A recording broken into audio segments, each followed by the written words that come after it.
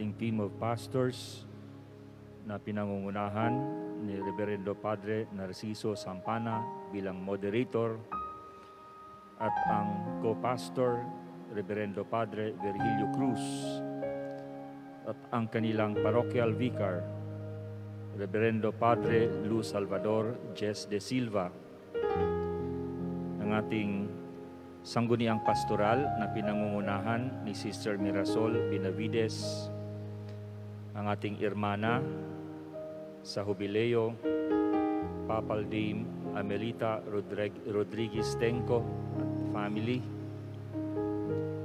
ang ating kagalang-galang na punong bayan, Mayor Ferdy Estrella at Mayora Jonah Estrella at pamilya, mga kapatid mga kapatid na mga pari at mga kapatid sa pananampalataya, magandang hapon po sa inyong lahat. 500 taon mula nang dumating ang unang mga misyonero dito sa ating kapuluan. 500 taon na ang nakaraan at andito tayo ngayon nagdiriwang nagpasalamat sa biyaya ng pananampalataya kay Kristo Jesus.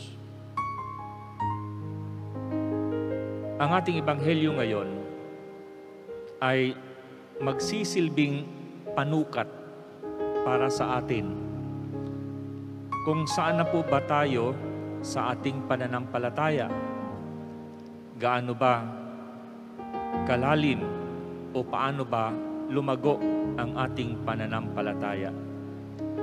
Sapagkat sa talinghaga na isinalaysay ng ating Panginoon, makikita natin ang mga antas ng paglago ng pananampalataya. The stages of faith. Ayon po sa talinghaga ng ating Panginoon, may 4 na uring lupa kung saan ay inihahasik ang binhi. Ang binhing ito ay iyong pananampalataya, ang mabuting balita na ipinahayag ng ating Panginoon.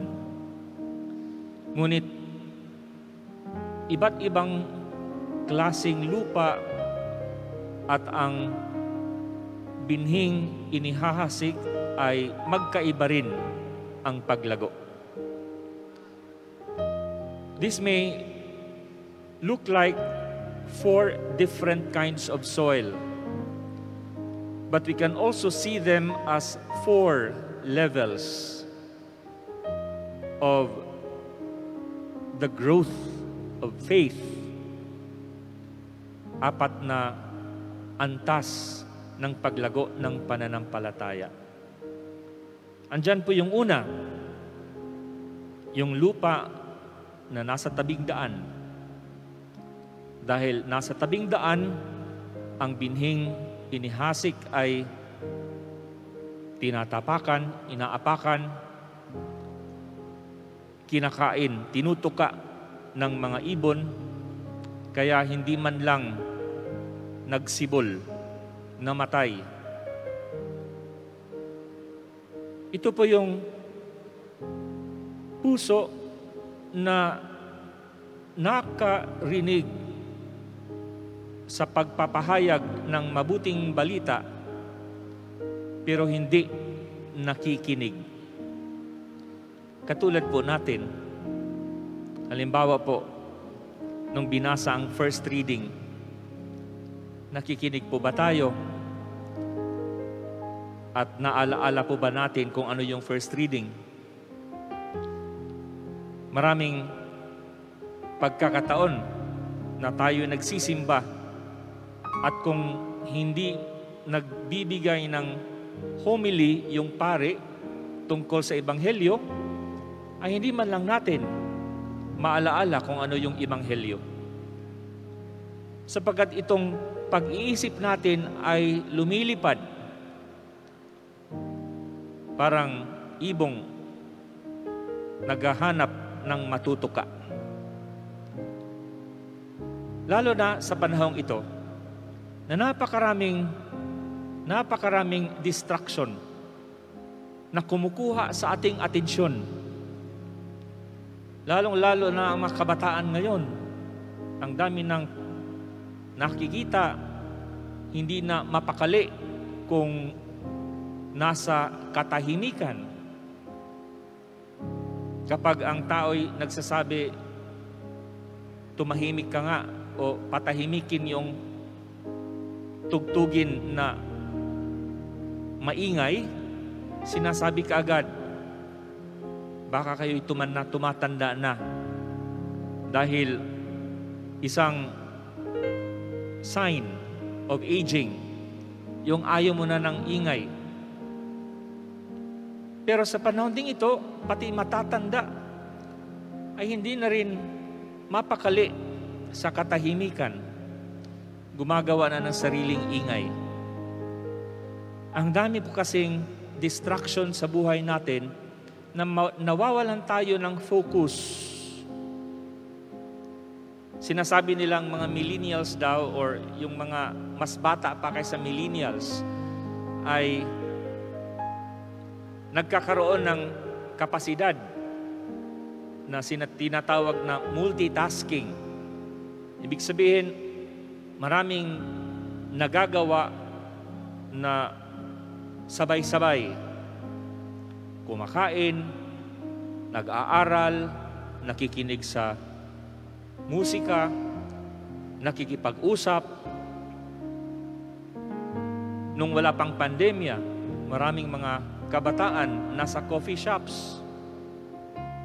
Wala namang ginagawa. Siguro umiinom ng kape, yung iba hindi umiinom ng kape.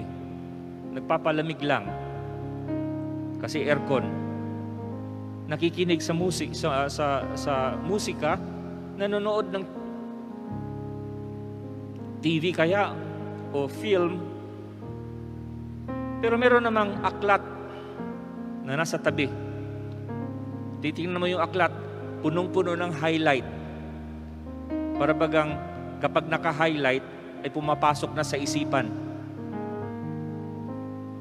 Maraming mga bagay na pinapapasok natin sa ating isipan, ngunit wala tayong focus at walang naiiwan, walang nananatili.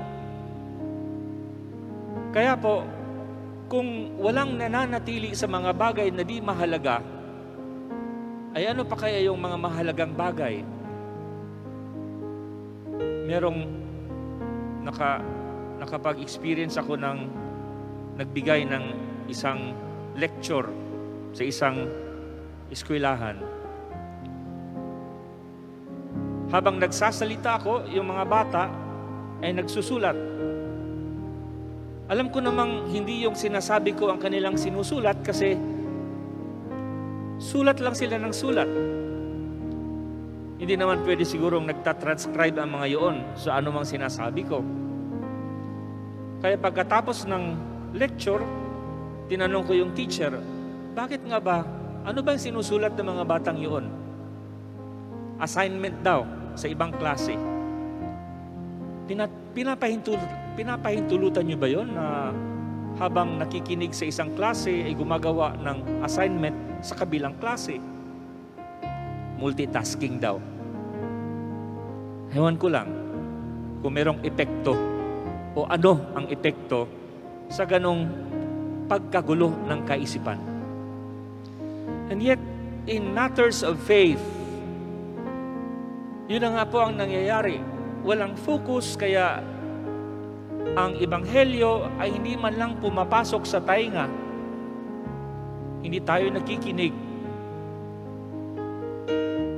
But in reality, the first stage of faith is yung sinabi ng ating Panginoon, kung sino man ang nakaririnig ay makinig.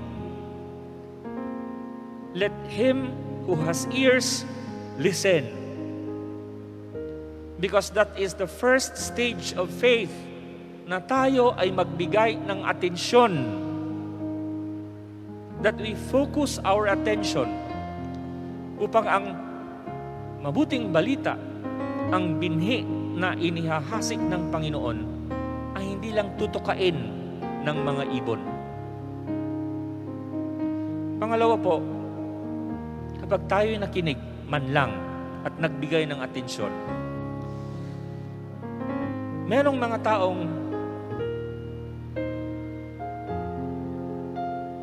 parang nahipo ang kanilang damdamin, naantig ang kanilang damdamin sa kanilang narinig. At dahil doon ay kaagad-agad nagiging enthusiastic sa pananampalataya. Nangyayari sa atin ito, halimbawa kung tayo ay sumasali, nakikiisa sa isang recollection, o di kaya sa isang Lives in the Spirit seminar. Kaagad-agad na antig ang ating damdamin, umiiyak tayo, at nagiging masigasig sa ating pananampalataya. Pero kapag hindi natin inaalagaan ang bugso ng damdaming ito, maya-maya'y nawawala. Yung ating pagkasigasig, unti-unti humihina. Katulad ng pangalawang uri ng lupa na mabato. Manipis lang ang lupa, kaya sumibol man ang mga binhi, hindi nagkakaugat. And yet, this is the second stage of growth in the faith. Ito yung nagbigay tayo ng atensyon, nakinig tayo, at naging masigasig tayo sapagkat ang sentimiento natin ay naantig. Sentiments. Ngunit kinakailangan pa ring palalimin. Sapagkat ang sentimiento ay minsan ay nandyan, minsan ay wala. Lumilipas. Paano natin mabigyan ng kalaliman ang ating pananampalataya? Andyan tayo sa pangatlong antas at pangatlong uri ng lupa. Ito po yung lupang may dawag sa dawagan. Malalim sapagkat merong maraming halaman, may dawag. Sumibol, lumago, ngunit dahil ang dawag ay lumingkis nito, namamatay, hindi namumunga. Ito po yung pananampalataya na nakinig, naantig ang damdamin, ang sentimiento, at nagkakaroon ng kalaliman sa pamamagitan ng pagkaintindi at pagkaunawa. Naintindihan mo ang pananampalataya, ngunit dahil dumating ang mga kahirapan sa buhay, ay unti-unting namamatay din. Meron conviction in the sense of naintindihan ko ang aking pananampalataya. Naintindihan ko na ang aking Panginoon ay nagbigay, nag-alay ng kanyang buhay para sa akin. Naintindihan ko ang kanyang mga aral. Ang mga aral na ito, ang mga turo na ito ay nagbibigay sa akin ng kaligayahan at kalayaan. Ngunit dumating ang mga pighati, unti-unting nawalay sa pananampalataya. Conviction na nandito lang sa pag-iisip. Kaya kinakailangan din natin na hindi lang tayo makinig, na hindi lang maantig ang ating mga damdamin, hindi lang conviction in the sense of konbensido tayo sa katotohanan. Kinakailangan ang pang-apat, na uri ng lupa. Yung lupang mataba, malalim, at ano po ito? Yung ang conviction translates into commitment. Na ang kalooban natin ay kumakapit na kahit yung pananampalataya natin ay sinusubukan ng maraming mga hamon sa pang-araw-araw na buhay. And this is where faith reaches its most profound moment, na kung saan ay meron tayong commitment, at ang commitment na ito ay nagdadala sa una yung pakikinig, yung pagkaantig ng damdamin, ang sentimiento, ang conviction, all brought up into the fullest expression of faith, na kung saan tayo ay kumakapit. We make the commitment to follow Christ whatever may happen. Sa apat na antas ng paglago ng pananampalataya, dapat din nating alalahanin na ang inihahasik, ang punla na ibinigay ng ating Panginoon ay hindi nang gagaling sa atin. Kaya ito po yung dimension of grace. Ang biyaya, sapagkat ang pananampalataya ay biyaya na nanggagaling sa Panginoon mismo. It's the way we receive and we accept the faith that brings about fruitfulness sa anumang biyaya na binigay sa atin ng Panginoon. At huwag po nating kalilimutan yung panghuling bahagi ng Ebanghelyo, na kung saan ang ating Panginoon ay nagsasabi, kapag ang punla, ang binhi ay naitanim sa lupang mataba, ito ay lalago at mamumunga ng marami. The fruitfulness of that faith coming from a firm commitment. And the proof that there is commitment is fruitfulness. Yung bunga ng ating pananampalataya. At ano po ang bungang ito? Charity. Pag-ibig sa kapwa, pagkawang gawa. Nanggagaling sa kaibuturan ng ating puso, nag-uumapaw ang pagiging bukas palad, sapagkat napupuno ang ating puso sa pasasalamat dahil tayo ay binigyang biyaya ng Panginoon, ang punla na Kanyang itinanim sa ating mga kaluluwa. Naway, kung malaman man natin and we identify ourselves kung saang antas na tayo sa pananampalataya, kung nasa antas pa lang tayo ng atensyon o pakikinig, o di kaya'y sa sentimiento lang, o di kaya'y sa conviction lang, or andito na tayo sa commitment, naway